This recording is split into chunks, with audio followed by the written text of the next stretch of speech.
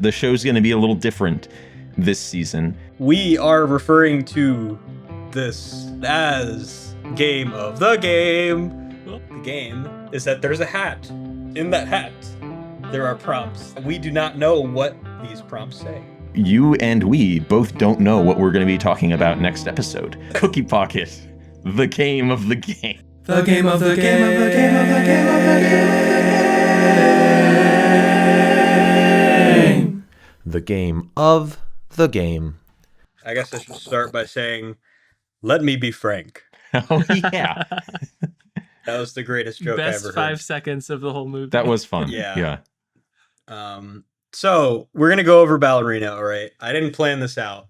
Ana de Armas, Christian's crush, a little bit. Hey. Perhaps. Are you over her? Perhaps, a little bit. I No. was going to object to the casual nature of the word crush, but Suitor. Modestly, unrealistically interested in. But yes, that's but- an acceptable description.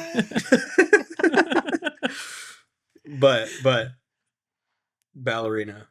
Okay.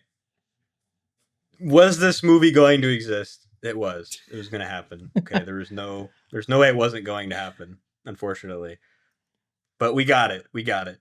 And the worst thing that can come out of it is feeling like it's DLC you overpaid for and that it's just trying to copy the actual game or the actual like mainline protagonist. And that's and you literally didn't even what get your it felt pre-order like. skins because Didn't even get pre-order skins always that are happens. obviously better. That way more revealing. That it's ridiculous. So I think I understand what we're talking about. you think we're talking about? Okay. Yeah, we pre-ordered Zach, and we were heavily disappointed in the lack of content. Got it. Okay. In this release. And she does a great job with action. The choreography was basically perfect, I think. I really love the action sequences. They're edited incredibly. I was super engaged in them, and the creativity literally is endless. Whoever they got, like choosing the little MacGuffins that kind of every action scene is oriented around, they're freaking genius in that regard, because that is super cool. And I was hoping this kind of goes into my main point. I was hoping that they would lean in on the femininity and lean in on her strength as a woman as a delineation from John Wick to make her feel different. And I mean that in the way that she moves around and the way that she carries herself, the way that she talks is traditionally effeminate. And I really appreciated that leaning all the way into the action where she felt like she was frequently being overpowered, like physically, but she was way out strategizing them. And I thought that was a very hard thing to pull off, like visually, to actually see that happen. The problem is that this is all guided by a nothing burger. This is guided by a linear revenge plot that couldn't have been more cookie pocket cutter than it was. And it's super sad because the John Wick movies, normally there's just enough to tag you along and to keep you interested, because kind of the main operating background driver catalyst is that John Wick is like making a name for himself even more and even more. Like how higher is his bounty going to get? How more big of a deal is he going to be? Who is he going, what big character or big group is going to go after him this time? And that's kind of like the motivating factor.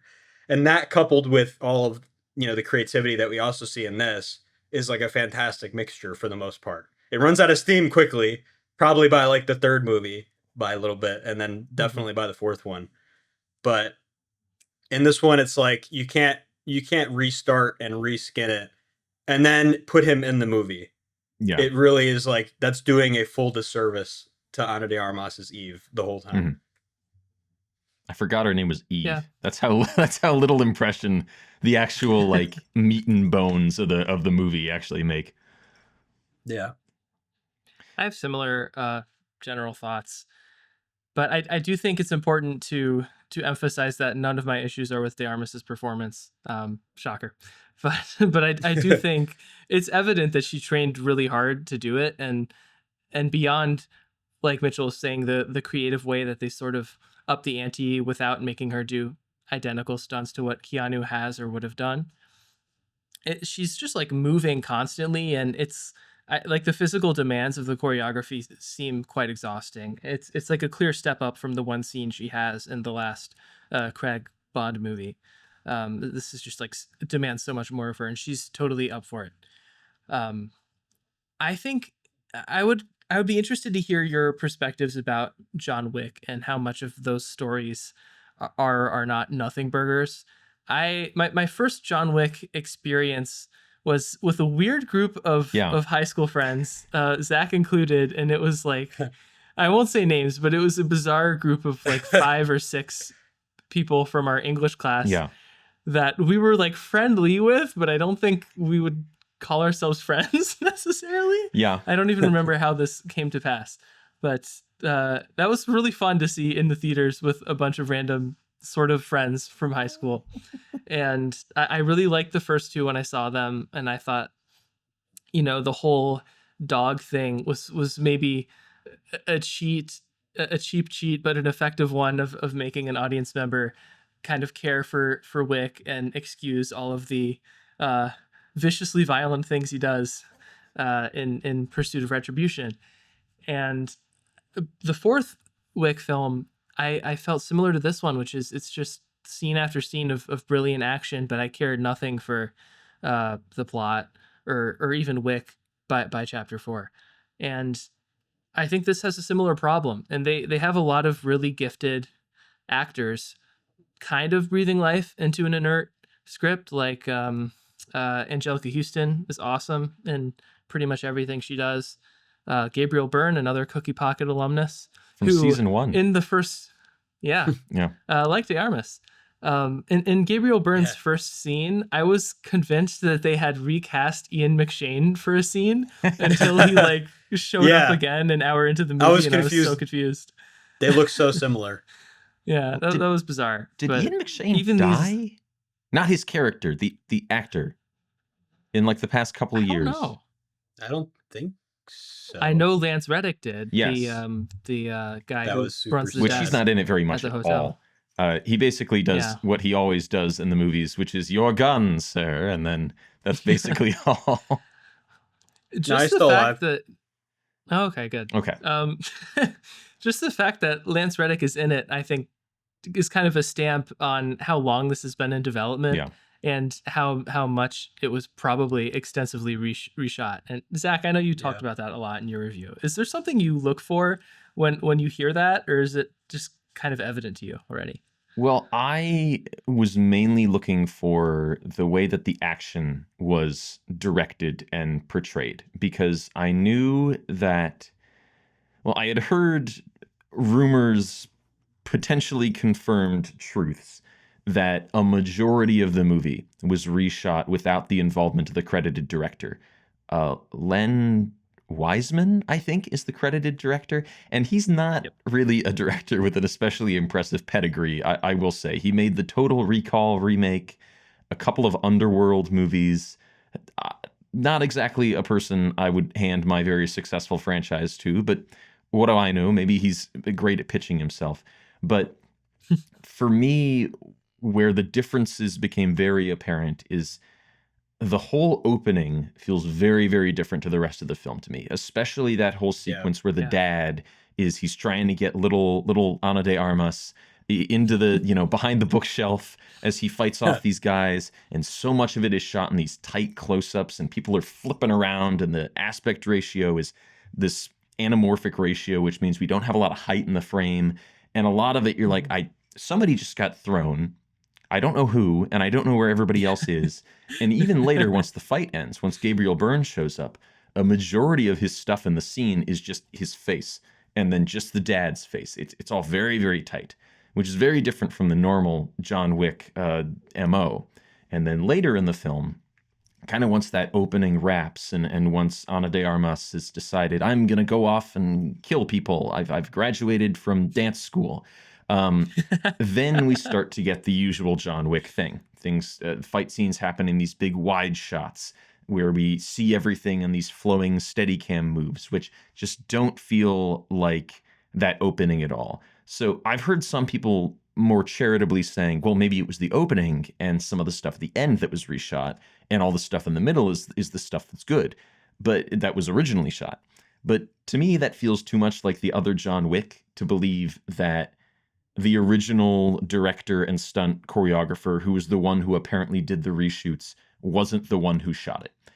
So I feel like this is mostly kind of just John Wick 4 with a beginning and ending directed by a not as good director.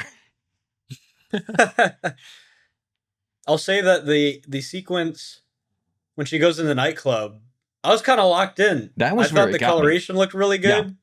And that whole thing where she had rubber bullets, that was a great choice.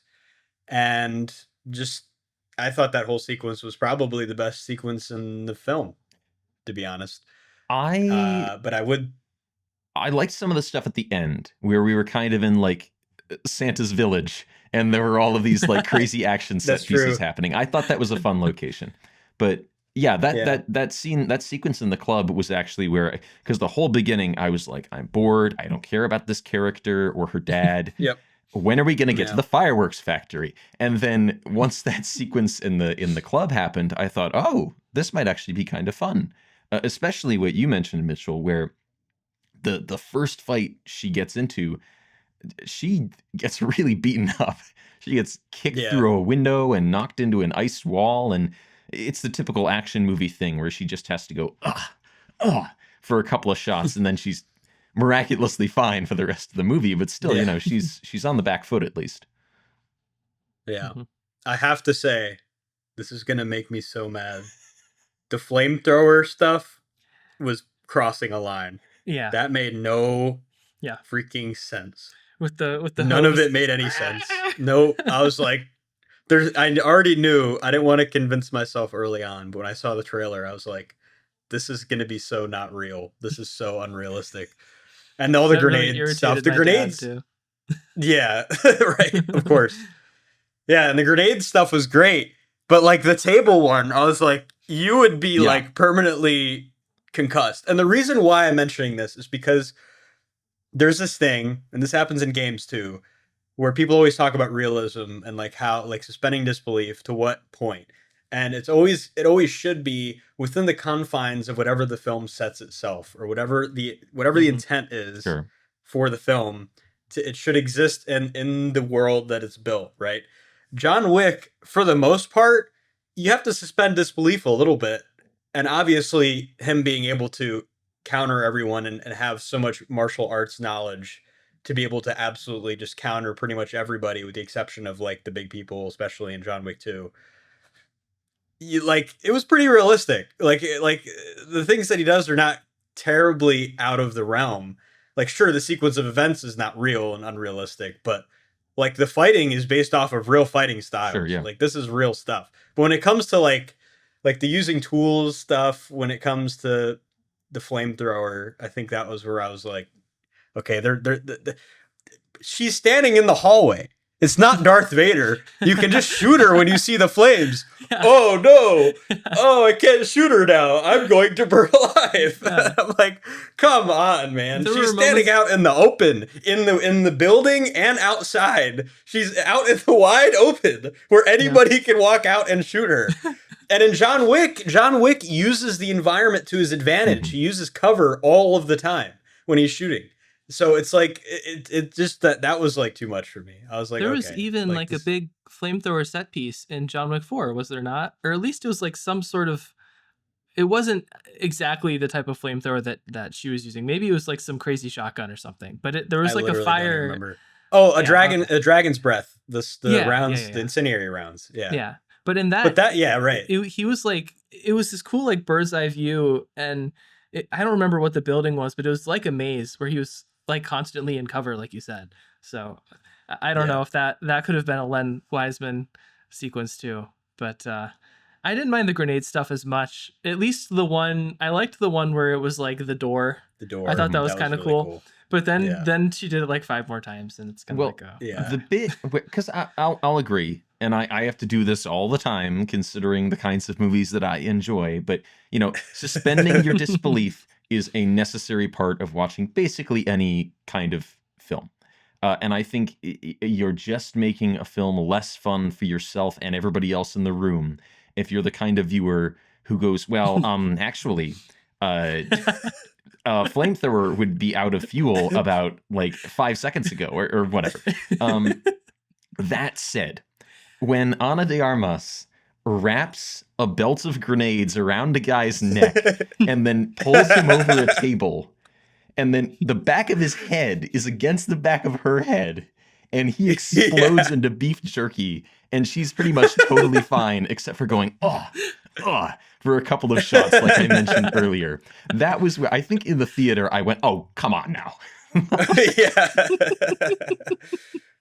Yeah. I also have to mention Norman Reedus was a cash grab. My guy is not a great actor. About him. Okay.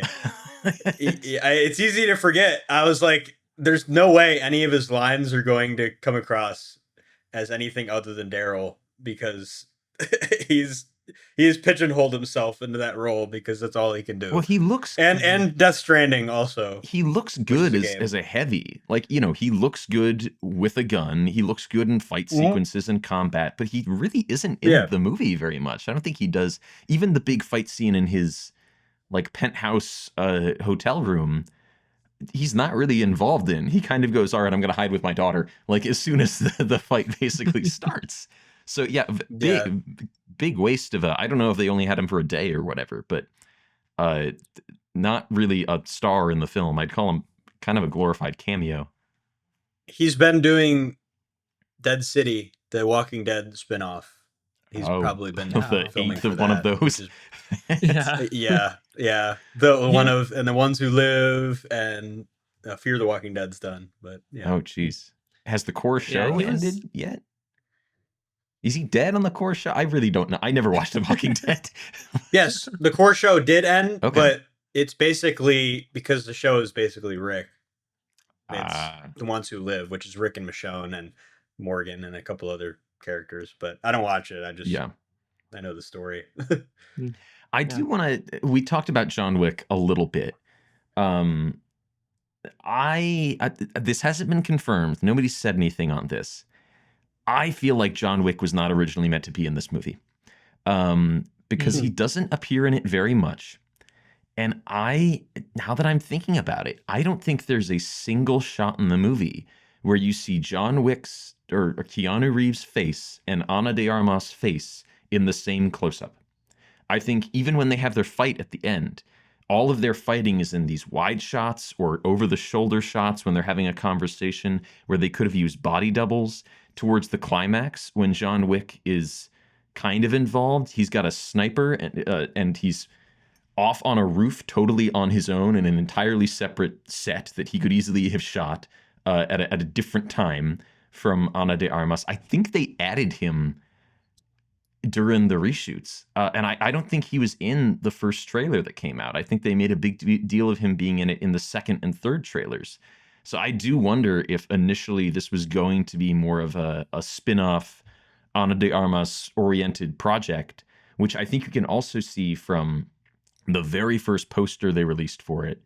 Maybe this is unofficial and I'm making myself look silly here, but it's all over. And I think it was on Letterboxd as like the poster for a while, which was this overhead shot of Ana de Armas with all these knives around her, which has a totally different aesthetic to anything in this movie. Maybe this was originally meant to be something totally different, and they kind of decided to backpedal and make it John Wick 5, basically, with less John Wick. Yeah, it has a weird pre-production and then shooting timeline, which we've already mentioned. And I can't remember exactly when it was announced, but my gut is telling me it was announced before John Wick 4 came out, and that maybe it could have been outlined before they knew that John Wick would be, spoiler alert, killed off in 4. Oh. That's why it has to be a prequel to 4. I didn't see 4. So. Yes. The producer, Stahelski, literally said that wasn't in the original script. Verbatim. That's what he said. Well, And he said, to be honest, I was kind of against it, but I do see the benefit, and we wanted to help out director Len Wiseman, end of quote. So, Oh, that's kind of a backhanded slap Yeah. to Len. so now we got some lore.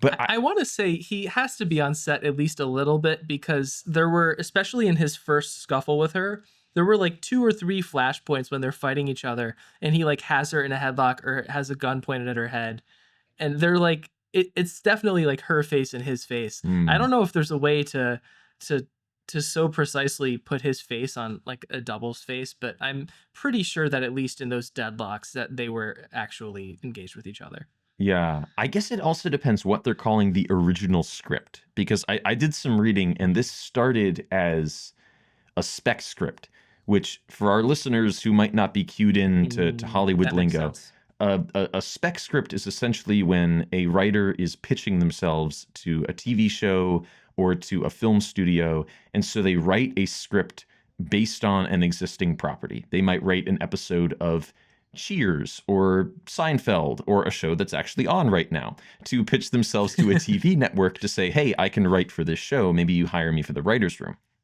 And apparently it might have been Len Wiseman who wrote this and directed it, but it was written as a spec script for a John Wick spinoff and pitched to the studio. And based on the strength of that, he was brought on to help write John Wick 3 and became one of the head writers on 4. But I don't think it was actually intended to be produced until after they made 3. And at some point it ended up on the Hollywood blacklist, which is not what it sounds like. It's essentially a list of like, hey, these are really hot scripts that haven't been made yet. And not everything that's on the blacklist ends up being made or even made into a good movie. But just based on that, that winning streak of people saying, hey, this is really good. Maybe it did get okayed based on that, even after he was hired based on like, oh, we might not even make this, but you seem to, you got the lingo. So yeah, who knows what was in that original script? He probably sharpened that up a bit before making it as an initial movie, and then it probably got rewritten even more for what the final movie is now. Yeah, I think one of my bigger issues with, and maybe this is an offshoot of it becoming a John Wick spinoff, or maybe it was underbaked from the beginning, but the title of this movie is Ballerina.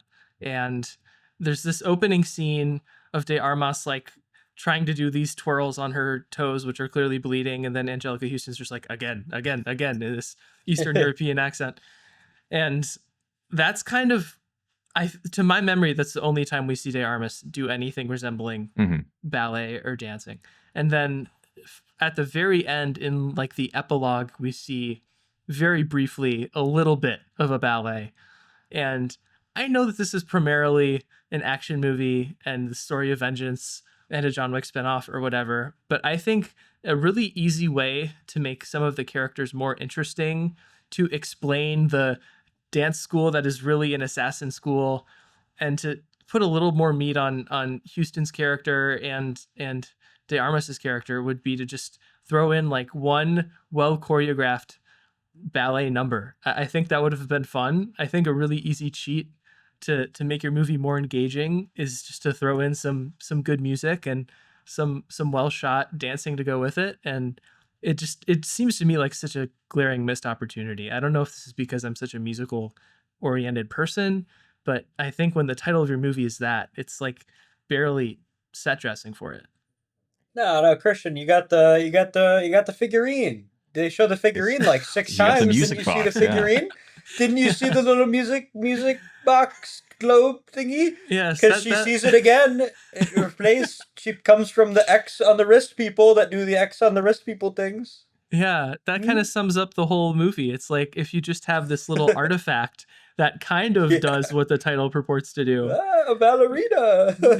Yeah, I don't know. Yeah, that didn't really bother me that much. I suppose I see what you're saying, but in order to have a dance sequence like a ballet play out, I think it would have been it could have worked to maybe do a ballet set against some espionage or like a fight scene happening in another room or something.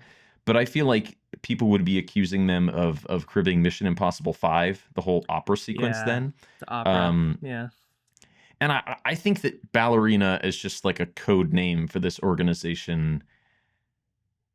It's fine. I mean, I didn't love this movie. I'm not trying to like sing its praises or anything like that, but that in particular didn't really bug me. Like I don't go into The Last Boy Scout with Bruce Willis and then come out going, well, he should have tied more knots in that movie. I'll concede my point. That was a very good analogy. I'll also say that even I know they were trying to create conflict, but they probably chose the most easiest cliche way of inducing conflict ever. Where it's like, well, if you don't do it by midnight, then you're gonna die, No. and everybody's gonna die. That's like the most easiest way to just, well, you better do it by midnight or he's gonna kill you. And there was no motivation. John Wick is literally based off of not following the rules and getting away with it. So why would he ever kill her in any circumstance? That absolutely diffuses that whole sequence where it's like, yeah, sure, John Wick's definitely going to kill this girl or whatever. And it's just like... You also know he's not going to die because he has to be in like 3 more movies. Well, that's correct. The fight just has no steam at all because neither of them are going to die. That did make me wonder. There were some parts of the movie where I thought, okay, am I missing something that's set up from the John Wick movies? Because I knew this was set between 3 and 4. But the only John Wick movie that I've seen is 3 on that excursion that Christian mentioned previously. So I wondered if like, okay, after 3, is there like something where they have him over a barrel before 4 or something like that, and they're forcing him to do this in some way that they haven't implied in the movie? Because the ending of 3 that I remembered was Keanu Reeves and Lawrence Fishburne in a sewer. So it didn't seem like it was connected to that. I mean, John Wick, as we mentioned, is not like I suppose it kind of is lore heavy, but it's not really lore heavy in a way that matters, because the point is just to be a vehicle for these over-the-top, extravagant action sequences. But there were bits of it where I found myself thinking, am I missing something here? Am I meant to know something that would give this more meaning? And because I haven't seen the rest of the movies, I'm missing that. Which I guess you could argue that for a spin-off that shouldn't really be the case. But I wondered it either way.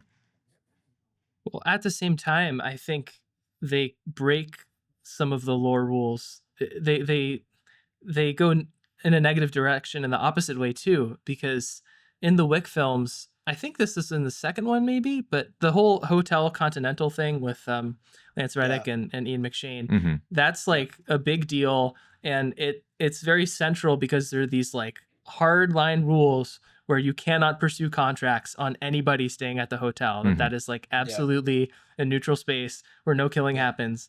And then of course that rule's broken. I'm pretty sure Wick breaks it in the second one. Yes. And it's like this huge deal, and he gets like disavowed or excommunicado or whatever they call it. And it's like, whoa, this never happens. Oh my God. And then in Ballerina, we're in the hotel for like 2 minutes and then it happens again. And which is like, whatever. And like you're saying, Zach, the lore doesn't really matter, but you see this problem with spinoffs of franchises in general. It's really hard to do original things without cheapening the dramatic effect of the original story and the buildup of the world, and you're just kind of doomed either way. And I felt like, even though I enjoyed my 2 minutes of Keanu, I think Wick is one of my favorite characters he plays, because he has this like very awkward way of accenting certain syllables in his lines that doesn't really make sense, but it really works for Wick. But even though I enjoyed that, I felt like most of the time that this could have been a better story if it wasn't beholden to the rules of Wick, while still breaking them anyway. He's got to end and start the sentences in the back of his throat. I did wonder if, because Keanu Reeves gives a performance in this movie like he has a head injury. And I couldn't tell if that was a deliberate choice or just Keanu not having guidance and direction. Because Keanu Reeves, I think he's a charming fellow and he has a lot of charisma, but I think everybody agrees that he's one of those actors who needs like direction and to be in the right project, or He is just Bram left Stoker's Dracula. adrift as a like a total non-actor who knows where the bastard sleeps. And he felt adrift in this without a handhold is what I'm saying, basically. I just think the conflict really ramps up in the Wick films to a point where you know that he's not going to die. So they have the creative hurdle they have to get over is how can you make the situation so perilous that you have to almost gaslight yourself into thinking that he will die, even though you know that he won't. And I think that is like the ultimate creative goal. And this kind of calls back to what you said, Zach, in your review. Wick has the gravitas and the charisma and the mystery. You don't fully know what his motivations are all the time, and you don't know to what extent he's going to like go the extra mile with some things and reel back on other things. And that's kind of what makes him interesting. And not only that, like both from like a personal like character development standpoint and from like an action standpoint, like literally like going after people versus not. In this, it's like, well, she's just trying to kill the guy that killed her dad from the very beginning. Literally, it's the first thing. You already know that's what's going to happen. It's like by far the most predictable story ever. And how she gets there is like, well, you better make it really interesting and really compelling, and there better be all these twists and turns and stuff, and have it be a really perilous journey, like it like changes the whole conflict type of thing. But now it's like, no, I mean, she goes through this Wick related thing and this Wick related thing, the nightclub things like John Wick 2, and then you have the armor scene, even though that was cool and it was interrupted, but it's still like the same type of thing. And then she goes after this guy in the hotel, and then there's the hotel scene with the sniper, and that happened already. So it's just like, now you're just copying all the Wick films just to get to the same endpoint you already know about. And that's like super disappointing. I think these movies are victim of the simple, effective premise. Because John Wick, when they made that first one, I don't think they had any guarantee of a sequel. And I think the whole point is the simplicity. Hitman's dog is killed. Hitman must now kill all the people. And how will he do that? And that's just the movie. You spin the Beyblade loose and let it rip the whole laser tag arena apart. But the more you do that, okay, well, it would kind of be taking away from the appeal of this franchise if we made it too much more complicated. So we'll do it again. It happened again, but we'll spice it up with the action and the different kinds of kills and set pieces. And at a certain point, I do think you fall into almost like a Friday the 13th type lockstep pattern. This is what the characters do. They will do it in every movie. And the variation and the reason you go to the film is to see who's going to die in what way now. Well, in this movie, Jason slammed a guy into a tree in a sleeping bag. And next film, he's going to punch some guy's head off into a dumpster. What's going to happen next? John Wick used a horse as a weapon in the third one. What's he going to do in the fourth one? He's going to fall down all these stairs. And it gets to a point where all you remember about the movies is, oh, well, John Wick fell. He used this weapon. And there's not really anything to differentiate them other than, like, how did the people die? Yeah. At some point, okay, I was a very judgy co-host at times in season 1 of Cookie Pocket, and I like to think I'm away from that. But there were a couple times in the theater where, and I saw this like preview Thursday. Yeah. So I felt like I was in a very positive, like a theater that really wanted to see this and was excited to see it. And there were a couple kills where people were like laughing, and it wasn't totally off-putting. I'm struggling to think of a good example, and it's like obvious that all of us seated in this theater are here to see the flashy action and are enjoying it, myself included. Mm-hmm. So I'm not trying to make some like blanket judgment on action and whether it's good or not. But there were just a couple moments where there were like audible reactions that were a little more than just enjoying the movie that just made me feel a little strange. And it made me think, like, all the things we're talking about now, that maybe a lot of the people in the theater just didn't care about the story at all and just wanted to see the stylish kills, which I guess is okay, but it just made me feel a little strange, and I don't know. I don't know what else I want to say about that, but it was weird. I was just thinking about all the videos of the Oppenheimer, the scene where it goes silent. Oh, yeah. Oh no. And people, it's so long that people end up laughing, or Yeah. somebody makes a stupid noise. Yeah. Somebody's like, it's like completely silent, and it's like, oh shit. Yeah.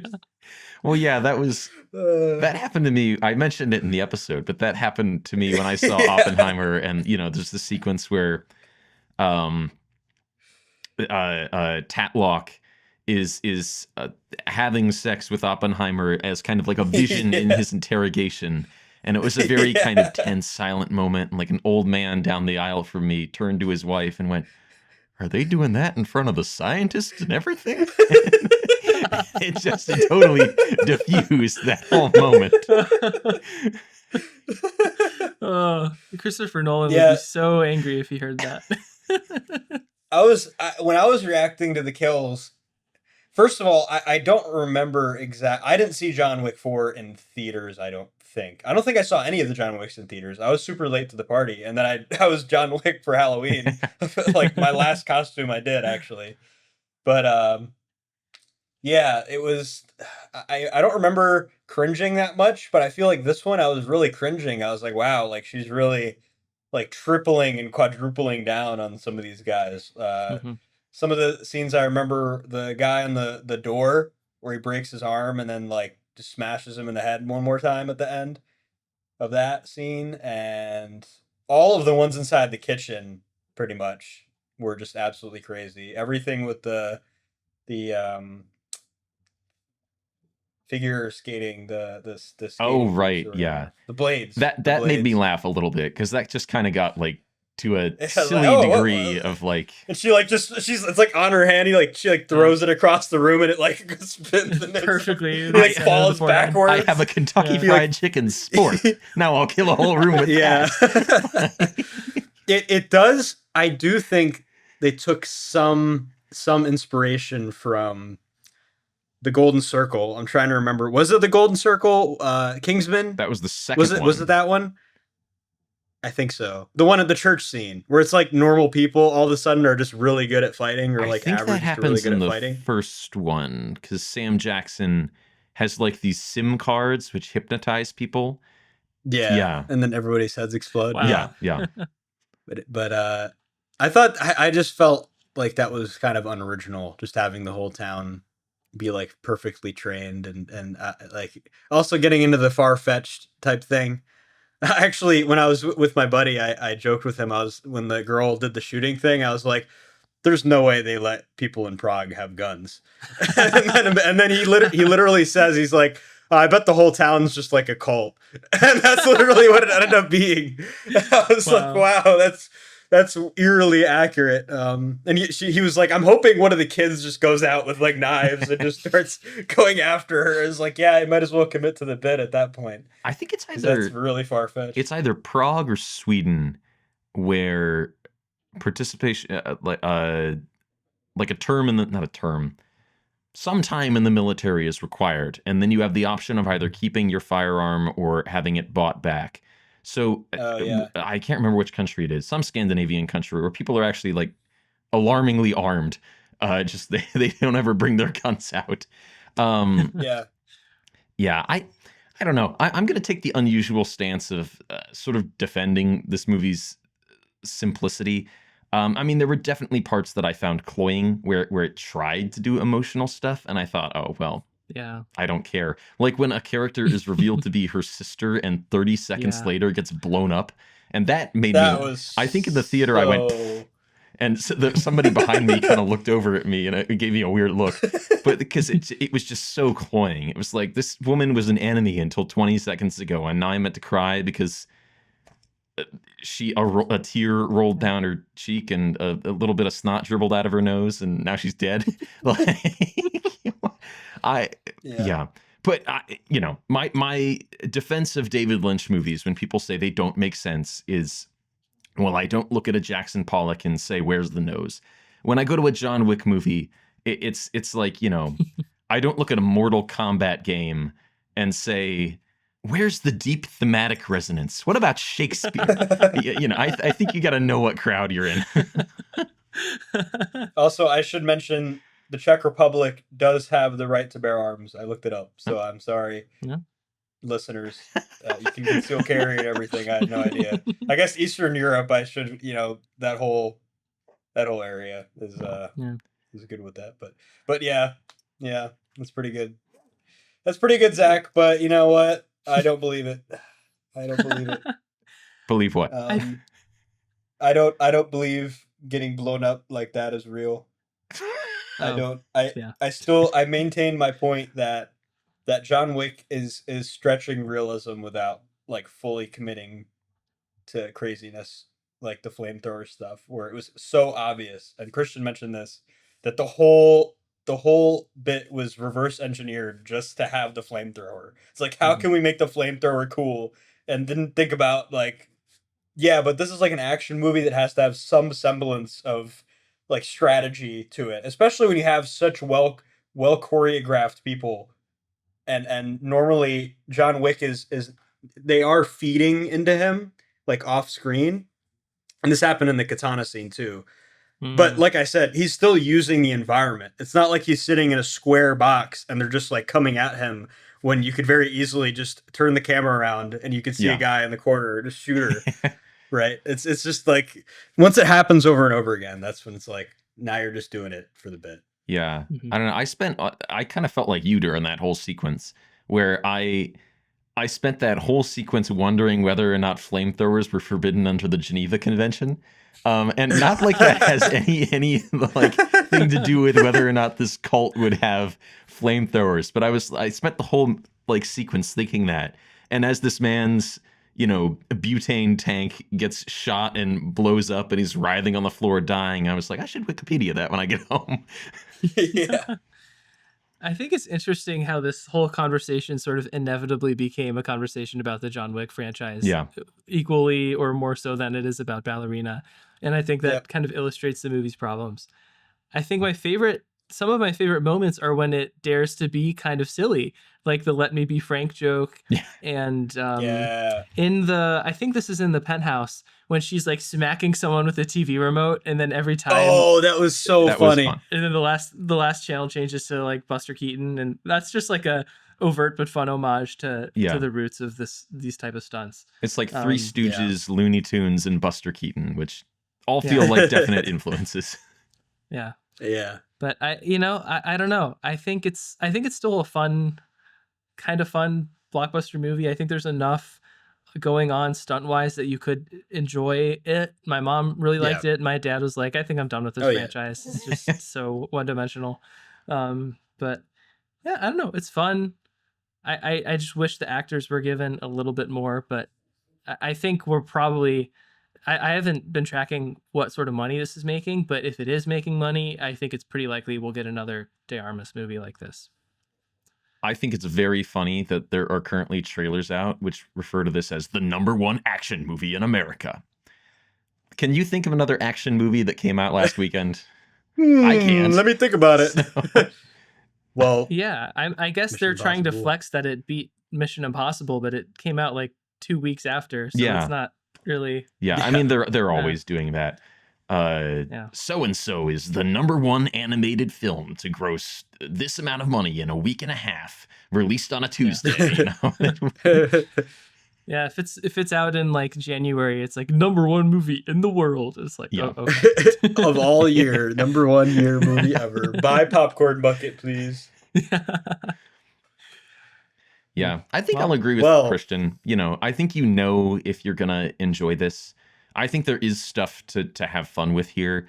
I don't really think I'd recommend going to the cinema to see it. I think your $15 are better spent elsewhere, unless you're a big fan of this franchise. But it's the kind of movie that you're at a family get-together and you want to watch a movie that nobody's going to like dislike, but nobody's really going to love it either. It's kind of a general crowd pleaser. You put on a movie like this. Mm-hmm. It's also cool to walk into. If you have no idea what's going on and you just watch it, and you're like, "Oh shit, that movie's that looks like really fun." Whatever she's doing, and your old uncle in the back's like, "Man, she's a looker," or something like that. It's that kind of movie. Mhm. Yeah, I feel like without the expectations of the John Wick level action, if you came in Yeah. like totally blind and hadn't seen a ton of like high level action, you'd probably be very impressed. Oh, Good Yeah. stopping point, guys. yeah. We want That to was a week in good. That review. was a good pause. Review the week. Week. Yep. Well, speaking I'm of not going. high level, yesterday I watched The Taking of Pelham 123, the original from the 70s, for the first time in like a decade. It's summer, so it's boutique Blu-ray sale season, and Kino Lorber was running a sale. I don't know if they still are. It's June right now for our listeners whenever this episode comes out. So I snatched the 4K Ultra HD of this Kino release within, I think, on like the first day of June. And it was knocked down to a pretty decent price. There is an Arrow release coming out, I think, this month or next month, but it's going to be the same 4K scan as this film, or as this Kino release. This one comes with plenty of decent extras as well, and a Blu-ray copy. So I thought, hey, I'll go for it. And I'm really glad I did. Like I said, I saw this when I was like 15 on cable. At the time, I went through a big cable TV craze. I'd watched all the stuff my family owned on DVD and VHS, and just any movie from before like 2000 that came on cable, I would set to DVR. I watched so many B movies and older films, and I don't know how I watched this on cable because there's a lot of swearing in it. And I don't know how I didn't notice if it was really heavily censored. But either way, it's a amazing thing to behold. Tony Scott remade it in the early 2000s with Denzel Washington and John Travolta, but this original version stars Walter Matthau, who I think is a much more convincing New York lead. He plays like the head of the transit authority, and the general premise is Robert Shaw plays the head of a group of terrorists who steal a New York City subway car and steer it into kind of a tunnel on its own. And they say, hey, we want $1 million, or we will kill all the hostages in this train car one at a time, one for every minute that we don't have the $1 million. And Dang. then immediately the tension is on. It's a lot like Die Hard, although Die Hard came out 14 years later, but it's clearly got a lot of those set pieces in the same place, and it moves with the same airtight pace as Die Hard. You're immediately into the action, and there's no fluff or frills at all. As soon as the threat is made, it's all these characters who all seem like very real New York people in the 70s scrambling to figure out the situation. The mayor is figuring out how he's going to spin this, and Walter Matthau is trying to talk to Robert Shaw and get him to lengthen the time that they have by any means at all. The cops are racing to get the money and back. There's a chase scene where the cops are literally racing with just the concept of a ticking clock because they have the money and they're trying to get to the subway in time. And it's the tensest thing I've ever seen in my life. And it's just, can we get through New York traffic in like 2 minutes? Can we get across 29 blocks? No. And it's amazing. The Taking of Pelham 123, it gets the rare Zach 5 out of 5. I think if you're somebody, I don't think you even need to enjoy necessarily like older or quality films, which I feel, TM, that's the kind of brand I often bring to the table, are the kind of things that your parents will go, whatever. But, I think this is a movie that if you just like movies or excitement in general, you will really enjoy. It's definitely a great dad movie as well. I think you put this on a weekend afternoon and your dad won't look at the iPad once. So I recommend it. Yeah, I will confess, Zach, that I ordered that 4K like a day or two ago after seeing your review. So there we go. You've converted at least one. I am going to talk about the new Wes, new Wes Anderson, the Phoenician Scheme, which was an outing, yet another outing to the theater with my parents. And I had to sort of feel out whether my mom wanted to see this one or not, because the trailers looked maybe a little too weird for her, and she liked but didn't love Asteroid City. My dad was definitely going to see it. But when we ended up seeing it, I'm pretty sure she might have liked it the most, and both my parents definitely liked it much more than me, which was so outside my expectation of how it would go. Mm-hmm. I landed on a 3.5, and this is pretty low in my Wes ranking. I don't know how much that matters to discussing this as its own, but it's this kind of comedy thing with more instances of violence than you expect in a Wes Anderson movie. There's a running gag with grenades, which struck me as particularly funny after seeing Ballerina, like literally the movie before it.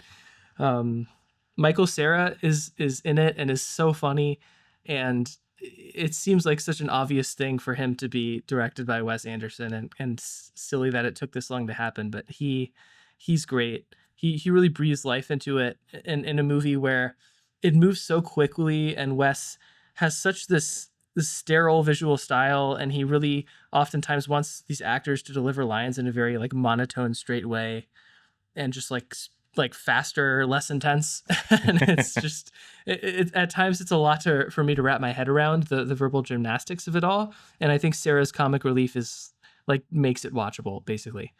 But Benicio's, typically great. I think Mia Threppleton is the standout for me here. I haven't seen her in anything else. I guess she's the daughter of Kate Winslet, but she's very compelling. It's hard for me to put a finger on why, but this didn't connect or have the emotional resonance with me that so many of Wes's others do. Asteroid City is one of my favorites, if not my favorite of his. And this felt maybe a little too fast. Like it felt like it was rushing through its emotional beats. Maybe that's just a byproduct of his style, but I still thought it was visually enticing, as his things always are. It still has a lot of these little moments of comedy that you see in all of his movies. There's a fun little bit with Bryan Cranston and Tom Hanks where they're both like amazing at basketball, and they're playing a 2v2 game against Benicio and Riz Ahmed, and Benicio and Riz are both terrible, and it's just so silly and unexpected. And I don't know, it was fun. I think it might be one of these that I evaluate and like more later in life, because I think it focuses on the parent, and very much a flawed parent, like a borderline evil parent. And I think it reflects how Wes's perspective on family and grief has changed as he's grown older. And I still would reject the idea that Wes is trying to make like the most Wes Anderson movie possible. I feel like he's been accused of that since French Dispatch, and I think that's a pretty lazy way of looking at it. I still think he puts a lot of care into how he writes his stories, and he's got a very particular visual style, but none of his past 3 movies feel like repeats of any of his others to me at all. So 3.5. I liked it a lot. I did not love it. I was kind of like leaning on a 3, and maybe my parents pushed me to the 3.5 because they loved it so much. And I think it's one I'll appreciate more when I'm older, perhaps. Well, Christian, what if somebody built a big building that had all these features in it? It had a gym and a little get together spot, and maybe even a church with a little cross shaped thingy that at certain times of day will show a cross on the ground. Oh. What kind of? I don't think Christian would like that building, to be honest, based off of his opinion of this film. Okay. I'm gonna do this literally because Christian said he looked forward to me talking about it. I'm gonna open Pandora's box at the end of the episode about a movie where I'm on the plane trying to choose my film, and because I can't go to sleep, insane. And then I see how much flight time is left. 5 hours. Okay, let me look for a film. Oh my God, 200 minutes. That is over 3 hours. I'm gonna do it. So that's what I did. I watched The Brutalist, and it was very calm on the plane. It wasn't the ideal viewing experience. However, I do think I got an awful lot out of it. So what's its name in The Pianist? He changes his name and he's Hungarian, and now he's in the U.S. That's Laszlo Todd, and that's Adrian Brody. Okay.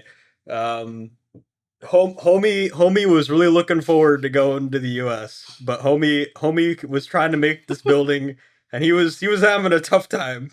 He was having a tough time. Uh-huh. There was the money, but but it was not going good. The immigrant stuff, Jew stuff, they don't like them. Okay, and that's the movie. That's the movie. That's what happened. Yeah. Okay, so this is a great film for a multitude of reasons. There's a lot that you can get into with it. I am a sucker for films that really encapsulate the chronology and the historical context, because there's an awful lot that the average person can pick up on through that. And you can kind of, even if you don't know what time period it's in and you don't like know what goes on during those time periods, there's ample context that's given to you. And there's literal transition phases that are like built into the film, Mhm. and an intermission, of course. All of that kind of gives you a good picture of where things are going. And I think Zach mentioned like the coloration, like the color grading, like goes way down. Mhm. And I'm also on team cynicism as well, Zach. Okay. I do think Yeah. it's absolutely cynical. But the kind of like the bright, inspiring building and construction and designing kind of goes down into this depressing, enveloping horror of a building by the time it's actually done, and there's like zero positive output from it, basically. And I just that whole, it really is, it's a good kind of slog. It makes you feel exhausted kind of going through this, because you're kind of wondering when is the building going to be built, but you're also like trying to traverse all of these difficulties of being an immigrant during this time period, and kind of like technological advancement and greed, and kind of the the chugging along train of progress Mhm. is like going way far ahead of your own like artistic aspirations, and that's kind of, it just absolutely takes a nosedive into that direction. And I can't think of another film that really does that as a concept. And I just really, it was very impactful. And there's some scenes where it was really, we're talking about suspending disbelief, or it was like really driving home the point a little bit too much, because I feel like the context and what it doesn't say is way more important than kind of just having these explicit horrible things happen so aggressively. And I feel like it comes into clash a little bit with the underlying themes in that way. But other than that, I mean, it was a really comprehensive, almost like a biopic, like a fake biopic kind of film. And it's very, for me, it was almost hard to believe the person didn't exist. And I feel like that is kind of a testament to how convincing and engaging the story was. So Guy Pearce also does a great job. Felicity Jones does okay. I mean, she's definitely had better roles. Boo. Her accent was rough for sure. And I thought she was solid, but but yeah, I'm interested to see what you guys want to say in these next few minutes. Yeah, I think 'Cause this it's is a going lot. to have to be one that we talk about on the show proper at some point, because even though think so. Christian probably won't like rewatching it for the show, I think it would be a really interesting conversation. It would. I absolutely loved it. It was another one that got a rare 5 out of 5 from me. And I will agree, there's a scene that a lot of people talk about with Guy Pearce's character that sits uncomfortably in the film. But I do like the ending that his character receives, and I think for that ending to happen, something unforgivable needs to be done by his character. And I think that scene fits within that context. I know people who didn't like what happened to his character, where he kind of just vanishes and he disappears. He's this sort of specter that's banished. I loved that, though. And I think in order for that to happen, you need something for him to be confronted and exercised about. So it worked for me. I love the way it looked. I love the aesthetic of the film just in general. I love kind of that whole era of architecture. And I'm not a huge fan of brutalism kind of as a general concept, but I do think, and I mentioned it in my Letterboxd review for the film as well, I think it's the perfect form of architecture to use as the basis of the narrative for this movie, because I think it is maybe one of the most truly artistic forms of architecture, in that, like abstract painting, so much of what you get from brutalism is dependent upon what you bring to it and the situation in which it is depicted. A brutalist building looks like an utter nightmare prison in the gloomy rain, but on a nice sunny day when the sun is shining at just the right angle, it can be this beautiful, simplistic space. Yeah, I don't want to rant on and on about the film because this episode is about Ballerina, but Yeah. I thought the Brutalist was amazing, and it was probably my favorite of last year, and I thought Brody totally deserved the win. I know Christian Ray did not Fiennes. think that. Come on. I thought Ray Fiennes was solid, but I'm not somebody who gets overly concerned with like, well, was it the best performance of the year? Because I think that's ultimately so arbitrary and subjective. For me, it's more about, well, were they good? Am I happy that they got some kind of recognition for that performance? And yes, I am. I would have been just as happy for Ray Fiennes, but I'm particularly happy for Adrian Brody, who, in the lead up to this movie coming out, I feel like it was kind of almost felt like some kind of a comeback vehicle. His career has never been in like huge trouble, but he hasn't been in anything especially prestigious in a lead role for a long time. He was doing some direct to DVD stuff. So it felt like kind of a righteous return for him. And then he, in a bunch of interviews and whatnot, revealed that he seems kind of like a generally unlikable scumbag in real life. But, I choose not to watch those. Yep. I'm hesitant to even say anything because I don't think I could say anything in 30 seconds. But this was definitely a movie where I felt like I was watching something different from everyone else, because everyone I know on Letterboxd and elsewhere got a lot out of this. People I respect deeply and value their opinions deeply, including you both. And I feel like I'm just missing something.